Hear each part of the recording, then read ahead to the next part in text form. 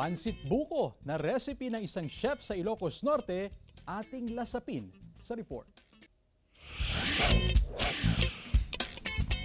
Isa ang Ilocos Norte sa may masaganang taniman ng niyog. Kaya naman iba't ibang pagkain ang nagagawa mula sa buko. Sa Pasukin, Ilocos Norte, bida ang pagkaing pansit buko. Para mabuo ito, kinakailangan ang kinayod na buko na pangunahing sangkap. Kailangan din ng repolyo, carrots, sayote, green beans, hipon at pusit at syempre ang mga condiments o pampalasa. Sa pagluluto, magpainit ng kawali at lagyan ng mantika.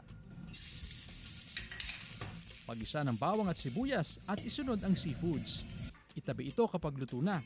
Isusunod na igisa ang mga gulay. At kapag malapit ng maluto, ilagay ang condiments o pampalasa. At syempre, ang pangunahing sangkap, ang kinayod na buko.